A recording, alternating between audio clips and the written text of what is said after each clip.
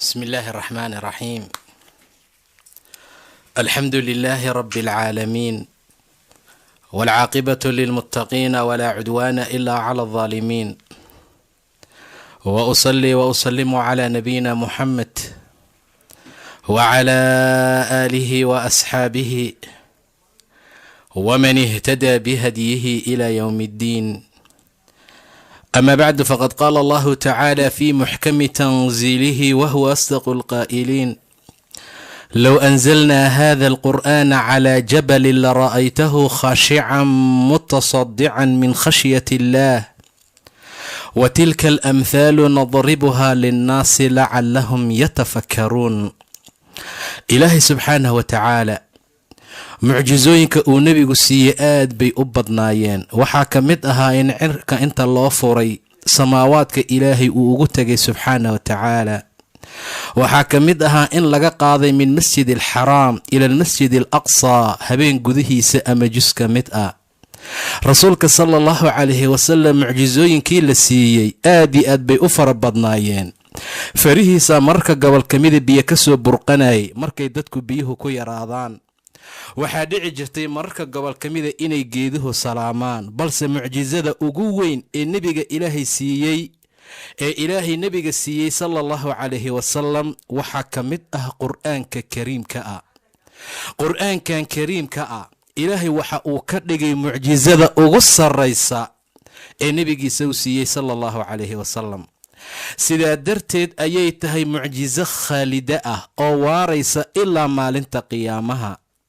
ilaahay subxaana wa tacaala kitaabka mucjisnimadiisa asagoo tilmaamaya ama qur-aanka wuxuu yidhi: low anzalnaa haada alqur'aan, qur-aankani kana haddaan ku soo dejin lahayn calaa jabalin, jabal korkii, buuraha ad adag ee xoogga badan oo aan la riixi karin oo dadku ay ku culus tahay agtooda haddaan ku soo dejin lahayn, oo la dhihi lahaa buuray qur-aanka idinkaa laydinku soo dejiyey ku camalfala, war ku khushuuca, war ku dhaqma, dastuurka dhiga. low anzalnaa haada alqur'aana calaa jabalin la ra'aytahu khaashica, waxaad arki lahayd buurtii oo khushuucaysa buu dhahay ilaah subxaana wa tacaala.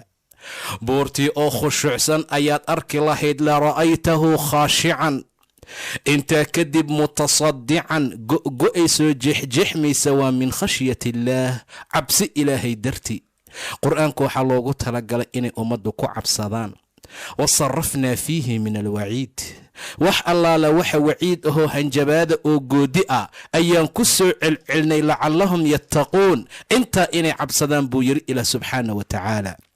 aayadaha cadaabka, aayadaha in laysnaaraayo, qofka mushriknimo ku dhinta, qofka daacada ilaahay raaci waaya, qofka kitaabka ku dhaqmi waaya, kii inta akhrin waaya baran waaya, kii ilaah subxaana wa tacaala wuxuu ugu digay kitaabka ku digtoonaan waaya, wixii lagu faray ku fartoomi waaya. wasarafnaa fiihi min alwaciid, waan ku soo celcelinay waciidka, hanjabaada, goodiga, lacallahum yattaquun, intaa inay cabsadaan bay mudan yihiin. akhlaaqdooda ay toosiyaan, daacadka alle ay ku dadaalaan, wanaagga ay u degdegaan, khayraadka ay sameeyaan. saasaan markaa rabnay buu yidhi ilaah subxaana wa tacaala. idan haddaan ku soo dejin lahayn qur-aankan bani aadamka lagu soo dejiyey ay ku cisyoobeen, oo cisyaankay ku samaynayaan, oo ay ka tageen qur-aankii, oo ay naceen, oo ay ka hijroodeen, oo waxyaabo kaloo abaatiil iyo wax ilaahay diidayba ay aadeen, haddaan buurtaa ku soo dejin lahayn la ra'aytahu khaashican mutasadican min khashyati illaah,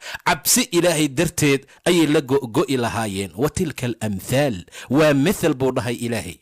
waa tusaale aan ugu talagalnay bani aadamka, waa tusaale aan ugu talagalnay naaska, waa tusaale aan rabna inay ku caqli qaataan. wa tilka alamthaalu nadribuhaa linnaasi lacallahum yatafakkaruun, inay fikiraan bay mudan yihiin. war bani aadamoo maxaa laga abuuray? biyo. biyuhu waa waxa ugu jilicsan. saa darteed haddii buurtii marka lagu soo dejiyey khushuuci lahayd, ay jeexjeexmi lahayd cabsi ilaah subxaana wa tacaala oo ay raaci lahaayeen qur'aankan oo ay ku dhaqmi lahaayeen, maxaa kugu dhacay bani aadamow haddii lagaa abuuray maadada ugu jilicsanee rabbi khalqay subxaana wa tacaala? insaanka waxaa laga abuuray nudfa min maa'in mahiin, biyo xaqiir ah, aad buu u jilicsan yahay. maxaa kugu kelifay marka inaad diiddo ood qur'aankan ku caasiso oo aad ka sii jeesato? heer waxaan gaarnay inta nebi moxamed ashtakoodo, ilaahay u dacwoodo inay ummaddii qur'aanka naceen, inay ummaddii qur'aanka ka haajireen. waxaan qur'aan ahayn bay aadeen, waxaan lagu waana qaadanin bay aadeen, waxaan adduun iyo aakhira wax u anficin bay aadeen. wa qaala arasuulu yaa rabbi ina qawmi ittakhaduu hada alqur'aana mahjuura. rabbiyow qoomkayga waxay ka dhigteen qur'aankan mid laga haajiro, mid laga tago, mid layska dhaafo. qur'aankii maanta wuxuu noqday shay aan ummadda dhexdeeda qaali ka ahayn, shay ummadda dhexdooda ku raqiisisan. waxa loogu talagalaa keliya aayado in la qurxiyo, la sharxo, guryaha cusub lagu dhadhajiyo keliya, gawaarida in ummaddu ay ku dhegsadaan, kii xanuunsanna lagu aqriyo, labada is-aroosaysa in loo aqriyo. wax kaloo hadda intaa siyaado ah ma jiro ooy ummaddu sameeyaan ilaa in yaroo rabbigood u naxariistay maahane subxaana wa tacaala. qur'aanka ilaahay wuxuu ku tilmaamay litukhrija annaas min aldulumaati ila annuur, in ummadduu mugdiga ka bixiyo iftiinkana u bixiyo. qur'aanku ilaah wuxuu tilmaamay qur'aanan carabiyan hayra dii ciwajin lacallahum yattaquun. waa qur'aan carabi ah, luqaduu ku qoran yahay ayaa carabi ah. intaa waxaan ugu talagalnay inuusan dadka qallooca ka saaro, in dadka iftiinka uu u bixiyo. waa qur'aan carabi ah hayra dii ciwajin lacallahum yattaquun, intaa inay cabsadaan buu yidhi ilaah subxaana wa tacaala. waa kitaab casiiz ah, laa ya'tiihi albaatilu min bayni yadayhi walaa min qalfihi. baatil imaan maayo hortii iyo gadaashiiba, siduu ilaahay tilmaamay subxaana wa tacaala. waa kitaab ilaahay uu ugu talagalay inuu casiiz noqdo. suu casiiz u yahay yuu qofkii raacoo ku camalfalana u cisoobaa, sharaf ku gaaraa. ilaahay qur'aanka dad badan buu kor ugu qaadaa, qoolana waa lagu daciifiyaa, hoosaa lagu dhigaa. idan walaalayaal, qur'aanka aan u aragno mucjizada ugu sarraysee nebi moxamed ilaahay siiyey inuu yahay. ilaa ilaahay tilmaamay haddii jinni iyo insi ay isu yimaadaan calaa an ya'tuu bimithli hada alqur'aan, qur'aankan oo kale inay keenaan, laa ya'tuuna bimithlihi, asagoo kale ma keeni karaan, walow qaarkood qaarka kale ha u kaalmeeyo. xataa hadday isi saacidaan oo isu kaalmeeyaan oo isku tagaan oo isku wada yimaadaan jinkoodii insigooda, qur'aankan oo kale ah inay la yimaadaan. saa darteed baa nebiga sala allahu calayhi wasalam wuxuu in badan tilmaamay qur'aanka fadaa'il fara badan ee uu leeyahay.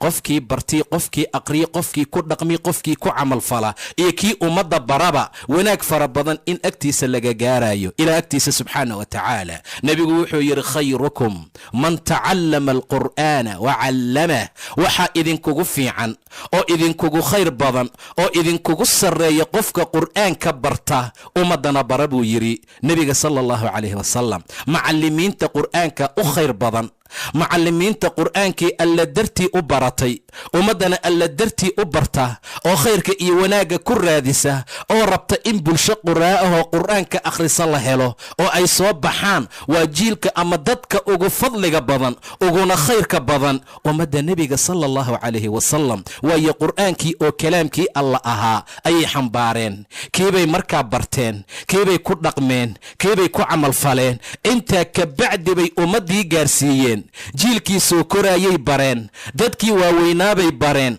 way ku dhibtoodeen, rafaad iyo mashaakil bay la mareen. sidaa darteed baa ilaahay subxaanahu wa tacaala wuxuu u doortay ummadda kuwa ugu khayrka badan inay ka mid noqdaan. khayrukum man tacallama alqur'aan. qofka qur'aanka bartaa idinkugu fiican, qofka qur'aanka bartaa idinkugu sarreeya, qofka qur'aanka bartee ummadda bara waa kiina idinkugu khayrka badan. saasuu tilmaamayaa xadiidka. idan waxaa nagama maarmaan ah inaan noqono dad qur'aanka ilaahay barta subxaana wa tacaala, dad qur'aanka ilaahay xafida, dad qur'aanka ilaahay ku dhaqma. xaaladaasaa khayr iyo wanaag lagu gaaraa. sababtu waxay tahay waa waxaan isbedelaynin, waa wax ilaahay xafiday subxaana wa tacaala, waa dastuur ilaahay ugu talagalay ilaa maalinta qiyaamo oo ay dad adduun joogaan inay ku dhaqmaan, ay ku camal falaan. saa darteed buu ilaah yidhi afalaa yatadabbaruuna alqur'aan, dadku miyaysan qur'aanka ku tadabburin.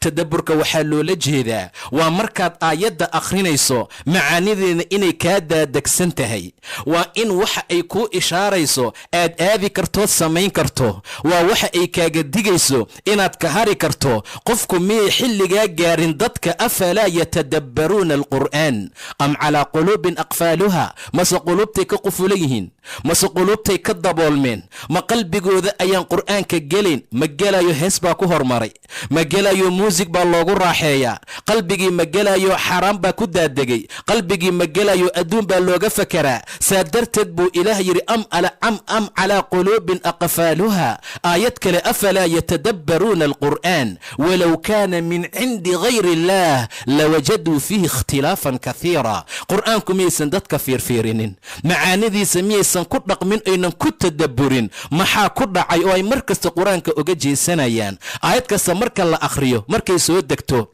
maa ya'tiihim uma yimaada min dikrin muxdath ila istamacuuhu wahum yalcabuun. way dhegaystaan ayagoo ciyaaraya buu dhahay ila subxaana wa tacaala, ayagoo ku qusquslaya. afa min hada alxadiidi tacjabuun, ma qur'aankan baad la yaaban tihiin? watadxakuuna walaa tabkuun, ma qoslaysaan marka la aqrinayo oo oyn maysaan miya? wa antum saamiduun, idinkoo ghaafiliin ah, idinkoo geeraaraya, idinkoo gabayo iyo heese ku jira, idinkoo wax ilaahay xaaraantinimeeye ku jira. sidaa ha yeelina, ilaahay caabude u sujuuda. idan afalaa yatadabbaruuna alqur'aan walow kaana min cindi gayri illaah. axad aan alla ahayn agtiisa haddii qur'aanka uu ka imaan lahaa lawajaduu fiihi ikhtilaafan kathiira, waxaa laga heli lahaa isbaraanbarid iyo iska hor imaad iyo iskhilaaf fara badan buu yidhi ilaa subxaanahu wa tacaala. laakiin in ilaahay xaggiisa uu ka yimid, allaha xakiimka xaggiisa inuu ka yimid, waxaad ka dareemi kartaa oo aad ka fahmi kartaa maalintii la soo dejiyey iqra bismi rabbika alladii, iyo maalintii ugu dambaysay, maalmihii ugu dambeeyey ee alyawma akmaltu lakum diinakum, iyo idaa jaa'a nasrullah, iyo yaa ayuha aladiina aamanuu wattaquu yowman turjacuuna fiihi ila allah. aayadaha markay soo degeen ayadoo lagu tilmaamo wattaquu yowman turjacuuna fiihi ila allah humma tuwaffaa kullu nafsin, aayaddii ugu dambaysay soo degtay waaye la yidhi inta ay soo degayeen ilaa maanta la joogo, ilaa ilaahay arlada uu dhaxlo subxaana wa tacaala, wax iska hor imaad iyo wax laga qayliyo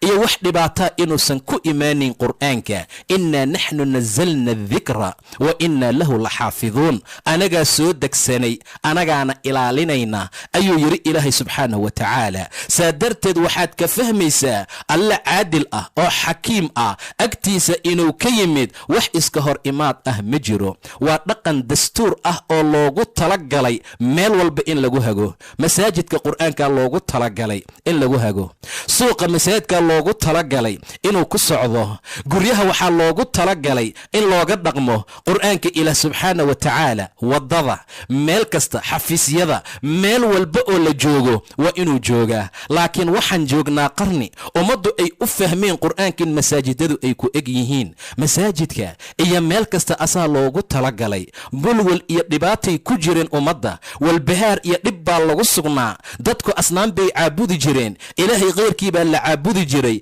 qawigaa daciifka cuni jiray, dhibaato fara badan baa adduunka ka taagnaa, lama aqoonin wanaagyo fara badan. bacdamaa xaaladdu ay sidaa tahay, jawiga mugdiga ay ku jireen, yaa nuur ilaahay ka soo bixiyey subxaana wa tacaala. nebi moxamed oo nuur ahaa loo soo diray, qur'aan nuur ahaa loo soo dejiyey, ilaa ilaahay yidhi aaminuu billaahi wa rasuulihi, ama fa aaminuu billaahi wa rasuulihi wannuuri aladii anzalna, nuurkii aan soo dejinayna rumeeya. waa iftiin, waa nuur sida ilaahay tilmaamaya subxaana wa tacaala. allahu nuuru asamaawaati waalard mathalu nuurihi kamishkaatin fiiha misbaax, almisbaaxu fi zujaaja azujaajatu kaannahaa kawkabun, waxaad moodaa xidig iftiin badan buu dhaha ilaah subxaana wa tacaala, iftiimaya oo waxa zaydkii saliidda looga dhigayna geedka barakaysan uu markaa yahay, laa sharqiya walaa gharbiya, bari iyo galbeedna uu markaa jirin. yakaadu zaytuhaa yudii, waa iftiimaya oo wuxuu sigayaa inuu iftiimo, walow lam tamsashu naar, xataa haddaan taraq iyo kibriid lagu shidin buu dhaha ilaah subxaana wa tacaala. waayo zaydka iyo saliidda saafinimadeeda say u fiican tahay, say u dhalaalaysa, waxaad moodaaba sidii xidiga oo kale inuu iska iftiimou sigayaa, walow lam tamsashu naar, nuurun calaa nuur yahdi allaahu linuurihi man yashaa. waa nuur dushii ahaaday, rabbi wuxuu ku hanuuniyaa nuurkiisa qof allaala qofkii uu doono subxaana wa tacaala. ilaahayna shay kasta waa kii ku cilmi badan. xaggee laga helaa nuurka? fii buyuutin adina allah, waa guryo ilaahay idmay an turfac wayudkara fiiha smuh, in magaciisa lagu xuso, yusabbixu lahu fiiha bilguduwi waalaasaal. guryaha waa masaajidade, waa guryaha ilaahaye, subax iyo galab waxaa ku tasbiixsada oo camiro oo jooga rijaal laa tulhiihim tijaaratun walaa bayc, rag aan mashquulinin beec iyo tijaaro. xataa hadduu ganacsi ku jiro, xaya cala asalaah markuu maqlo wuxuu u soo degdegaa masaajidka. meel kasta uu taagan yahay qalbigiisa masaajidkaa ku xiran, ilan qur'aankiibaa qalbigiisa alla ku iftiimiyey, nuurkiibaa ilaahay ku iftiimiye, nuurun calaa nuur. saa darteed buu ilaahay yidhi fii buyuutin adina allah, ilaahay idmay subxaana wa tacaala in la nadaafiyo, in la qiimeeyo, in kor loo qaado, in ilaahay lagu xuso subxaana wa tacaala. subax iyo galabba rijaal baa ku jirta, laa tulhiihim tijaaratun walaa baycun can dikri illaah, ilaahay dikrigiisa aan ka mashquulinin. dikriga ilaah waa rabbi oo la xuso, dikriga ilaah waa qur'aanka laftigiisoo la aqriyo, dikriga ilaah waa in ilaahay la weyneeyo subxaana wa tacaala, dikriga allah waa in ilaahay la baryaa subxaana wa tacaala. kama mashquulisa beec iyo tijaaro. hadday adduun iyo aakhiro isu yimaadaan adduunkay sii daayaan, ilan qiimo uu leeyahay ma laha. hadday ciriiri gasho aakhiradooda, wax allaala wixii aakhiradooda ciriiri gelinaya way ka takhallusaan. saa darteed baa ilaahay subxaana wa tacaala wuxuu ku abaalmariyey qalbigooda in la geliyey iftiinkii ilaahay, qur'aanka in lagu nuuriyey. ilan waa rabiic, qur'aanka suduurta dadka iimaanka leh yuu gugiisii iyo barwaaqadiisii yahay, sida rasuulku tilmaamay sala allahu calayhi wasalam. idan wuxuu tilmaamayaa ilaahay raggaa inay ku jiraan guryaha ilaah subxaana wa tacaala uu idmay in la kor qaadoo lagu tasbiixsado oo ilaahay lagu weyneeyo. waa rijaal laa tulhiihim tijaaratun walaa baycun can dikri illaah. maxay sameeyaan? waa iqaam asalaa, salaaday hagaajiyaan, zakaday bixiyaan. intaa maxay u samaynayaan? maxay tijaaradooda uga soo tagaan? maxay beycooda uga soo tagaan? maxay guryaha ilaahay u camirayaan? maxay mar walba ilaahay u xusayaan subxaana wa tacaala? yakhaafuuna yowman, maalin bay ka cabsanayaan, tataqallabu fiihi alquluubu waalabsaar, quluubtii indhuhu ay gadgadoomayaan. maalin aan caadi ahayn baa la tegi doonaa, maalin indhahu ay sisaaniya u istaagi karin baa la gaari doonaa, maalin quluubtay cabsanaysa baa la gaari doonaa, maalin ay xanaajiraha iyo kalxamaha ay soo gaari doonto ayaa la gaari doonaa. maalinta ay og yihiin, maalintaasay qur'aanka ka arkeen, maalintaasuu rabbi u sheegay, maalintaabay aamineen. sidaa darteed waxay keliftay inay maalintaa ka cabsadaan. yakhaafuuna yowman tataqallabu fiihi alquluubu waalabsaar, indhaha iyo quluubta ayaa ruxruxanaya maalinta. cid u gargaaraysaa ma jirto ilaa qofka ilaahay diintiisii ku dhaqmay, qofka aayaadka ilaahay raacay, qofka nuurka ilaahay ku camalfalay maahane. wakadalika awxaynaa ilayka ruuxan min amrina, ruux buu ku tilmaamay ilaahay qur'aanka subxaana wa tacaala. ruux baan kuu waxyoonay, jasadka sida uu raashinka iyo sharaabka ugu baahan yahay yay ruuxdu qur'aankii dikriga alla ugu baahan tahay. ruuxdu ma aha waxay ku nooshahay wax la cuniyo, wax la cabo, wax dhul ka soo baxiyay, wax xoolo laga keeno, balse waxay u baahan tahay ruuxda alle, waxay u baahan tahay qur'aanka ilaah. nafsaddu waxay u baahan tahay mar walbay ku xasishaa waa dikri ilaah subxaana wa tacaala. waa in jasadka mar allaala marka la wanaajiyo oo raashinkiisii la siiyo oo wixii fitamiinu u baahnaa uu ku dhaqdhaqaaqi lahaa la siiyo. ruuxda in ayadana la ogaado waxay u baahan tahay, waxay cuntii waxay cabta ma aha, sharaab qabow iyo raashin kulul ma aha, balse waa ilaahay kitaabkiisa lagu nooleeyaa, ilaahay dikrigiisay ku xasishaa. alaa bidikri illaah tadma'inu alquluub, quluubta waxay ku xasishaa waa dikriga alla subxaana wa tacaala. saa darteed buu ilaahay tilmaamayaa waxaan kuu waxyoonay ruuxan min amrina maa kunta tadri ma alkitaabu wala aliimaan. kitaab iyo iimaan wuxuu yahay ma aadan ogayn, walaakin jacalnaahu nuuran nahdii bihi man nashaa. laakiin nuur baan ka dhignay oo cid allaala ciddaan doonna aan ku hanuuninayna buu dhahay ilaa subxaana wa tacaala. iftiin baan ka dhignay, nuur baan ka dhignay, walaakin jacalnaahu nuuran nahdii bihi man nashaau min cibaadina wa inaka latahdii ilaa siraatin mustaqiim. adigana waddo mustaqiim ah oo toosan ayaad ummadda ku hanuuninaysa. haddaba qur'aanku waa xabli ilaah iyo xarig ilaah oo matiin ah. waa kalaamkii ilaahay qiimaha iyo wanaagga badnaa. qof kastoo qaata oo barto ku camal falana sharaf iyo wanaag fara badan ayuu gaari doonaa. fadaa'il fara badan buu qur'aanku leeyahay, say gaaladu uga hor yimaadeen iyo sida ilaahay uga guuleeyey subxaanahu wa tacaala. qof allaala qofka barta qiimaha iyo wanaagga uu leeyahay duruusaha dambe ayaan ku qaadan doonaa haddii rabbi idma subxaanahu wa tacaala. wabilaahi towfiiq, wallahu subxaanahu wa tacaala aclam. fadiilatu sheekh xasan ibraahim ciise eebe ha barakeeyo, cilmigiisa ajir iyo xasanaad aan lasoo koobi karina eebe ha ka siiyo. darsigaasi diniga ee ka hadlayay fadaaisha amaan weliba daraasada iyo weliba fadliga ku jira qur-aanka kariimka aladii laa yaatihi albaatilu min bayni yadayhi walaa min qalfihi tansiilu min xakiimin xamiid. qadadka taleefanada ayaan idin furaynaa. qadka ugu horeeya. halo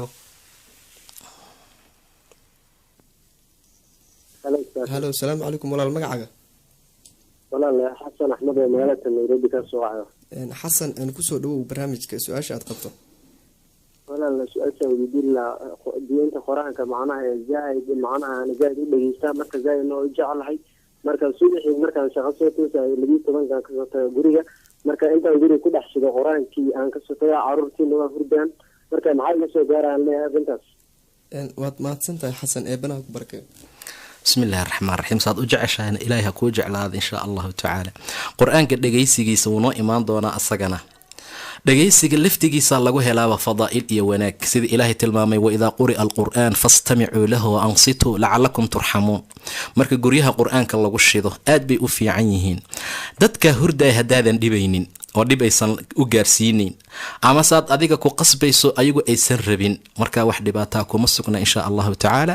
shar iyo shaytaanna ilaahay ha idinkaga qabta, gurigiinana allah idinkugu iftiimi. laakiin dadka hurday hadduu dhibayo inaad ka demisaa wanaagsan insha allah. nacam, hadday ilmihiisa yihiin oo uu ku tarbiyanayo, xataa hadday ilmaha yihiin, tarbiyada marka la hurdaya mehe waa marka lasoo jeedo.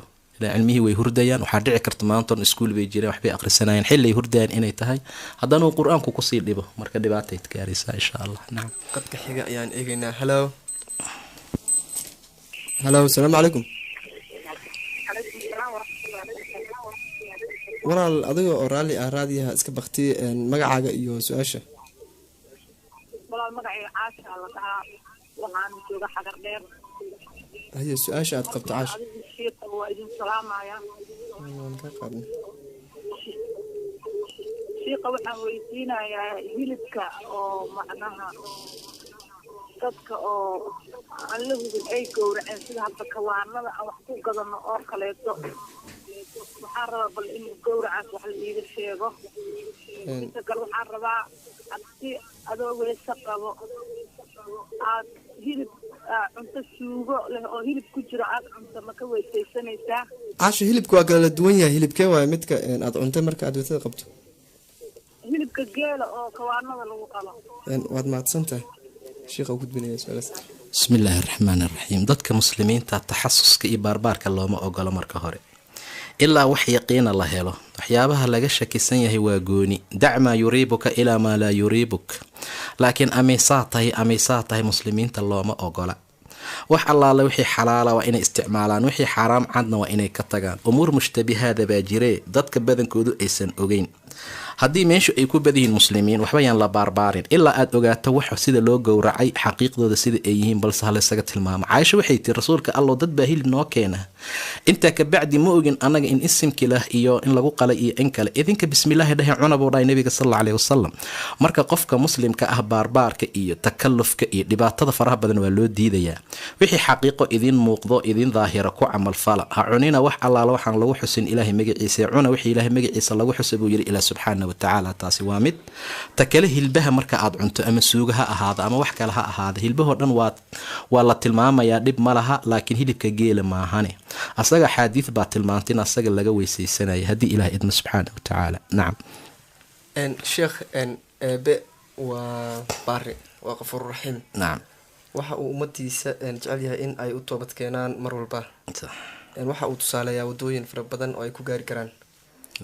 dhanka qur-aan akhriska hadaan u nimaano, waxyaabo badan oo qur-aanka uu noo sahlayo ayuu noo sheegay. waxa uu inoo soo sheegay xitaa qur-aanka inuu yahay mid fudud, walaqad yasarna alqur'aana lidikri fahal min mudakir. marka waxaa jira hooyooyin ama waayeel soomaali ah oo qur-aanka markay akrinayaan si oo laxni ku jiro akhriya, markaad u sheegtana dhahaa waan duqowne. waa garta. marka iyo waxaa jira dad kaloo ka degan oo dhahaan qur-aanka ma akhri karno anag. eebana waxa uu yiri qur-aanka waan fududeyna si loo akhriyo. bismi illaahi raxmaani raxiim. qur-aanka waxyaabaha kale uu kaga duwan waxaa kamid a qofka markuu ku dadaalayo inuu barto, xataa hadduu dhib ku yahay uu kicinayo qur-aankii. wuxuu yidhi nabiga sal alla alay slm ajraan buu leeyahy, 2 ajir. midka qur-aanka baranaya wahuwa calayhi shaaq, qul huwa allahu aqnaya, qul waa ga-ga-ayaa, laamtii buusan ku dhici karin. markuu cabaar qaafkii aqriyo laamtii qabsanayaa, 2 ajir buu leeyahay. kii asoo yaqaan aqriyana maca safarati alkiraami albarara, mowduucan ku qaadan doonaa. islaamaha waa jirtaa inta badan ayagaaba kole xaala xayr dhaamo odayaasha waaweyn qaad cunid iyo waxayba u fadhiyaanba. saa darteed waa la dhici kartaa hooyooyin waaweyn oo inta loox wataan dugsi aadaya, waa suuragal. laakiin oday waxoogaa weyn ama nin da-gaaro oo sii socda inta badan lama helo. marka taana waa fadli ilaah subxaana watacaala. dumarka iyo ragga dadka waaweyn labadaba yaysan yaraysanin, fadli bay leeyihiin. qur-aanka ciyaalka dhex fadhiista, la akhrista, wanaag fara badan buu leeyahay. islaamaha dhahaya qur-aanka waa culus, waa adag yahay, anagana carabkeenu u adkaaday ma jirto. islaan 70 jir baa jirto aroosyada ammaanta, aroosyadii ammaantaayo say u laxninaysa markaad fiiriso waxaa sooma baranin. wiilka magacii bay leedahay yuusuf, haddii la yidhahda ya intay uga bilowda aabihii awowgii farciisao dhan bay ya ku geyn. gabadha magaceed yaasmiin baa la yidhahdaa, intay ya ka bilowday geynaysaa. qur-aanku miyuu ka adag yahay? kaawaa maya. walaqad yasarna alqur'aana lidikr fahal min mudakir. marka insha allahu tacaala aada ha loo dadaalo biidn illah. nacam. qadka telefoonka ayaan eegeynaa. halo, asalaamu calaykum. halo asalaamu calaykum. stafm walaal magacaaga waan ka xumahay qadkaas qadka xiga. halo asalaamu calaykum. wacalaykum salaam walaal magacaaga. magacayga waa cabdiraxmaan maxamed cali isbii joogo.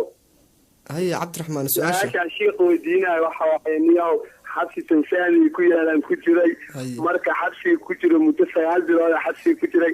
salaadii waxaan tukanayna qaar waxay tukanayeen dadka salaadii soo gaarsanayeen oo 2 ragcay tukanayeen, qaarna waxay tukanayeen 4 ragco. marka maxay ka qabtaa diinta? markii la xiraayo musaafiriin mayaad ahaydeen mise meeshaad deganaydeen? maya musaafiran ahaani, Soomaaliyaan ka imaaday. waxaan imaaday. waad mahadsantahay walaal. bismi illaahi raxmaani raxiim. musaafiriinta waa loo ogol yahay, dhibaato kuma sugna haddaad musaafir ahaydeen. laakiin qof meeshii deganaa inta laga qabtay markaa la xiray, macnaha ma jirto salaad la yidhaahdo salaad oo loo taqsiirinayo xabsi iyo waxyaaba noocaas oo kale. marka saa u tilmaanta haddaad musaafiriin ahaydeen, ninka musaafirkana wuu taam yeeli karaa, wuuna gaabin karaa. labadaba mashaakil kuma sugna aqi insha allah. labadiinaba sax baa tihiin. nacam. qadka xiga ayaan eegeynaa. halo asalaamu calaykum. waan ka xunnahay qadkaaga. qadka xiga. halo stafm walaal magacaaga. halo asalaamu calaykum. halo asalaamu calaykum walaal stafm magacaaga. salaam waraxma, waa xasan oo jooga magaalada islii. haye xasan, su-aasha waqtigoo sii idlaanaya adiga oo ka faaidaysanaya. xasan sheekh maxamed jir su-aasha oo jikada ku saabsan. nin oo dukaan furaad ku iibsaday oo dukaankaas lacagtii ku gatay, dukaankiisa oo lacag la ka dhigaynin, lacagtii uu biilinaya dukaankaas masika jikada may ka baxaysaa mise kama baxayso? ayaan weydiinaya sheekh su-aashaas. bismi illaahi raxmaan raxiim. waxna waa lacag oo meel bay taalaa, saasaa looga sakeeyaa. waxna waa curuud tijaara la yidhaahdaayo, waa la ganacsadaa. ama ka cun ama ha ka cunin, markii sanadka soo wareegto wixii soo hara curuud tijaarada marka ay tahay, taa waa laga sakaynayaa akhi.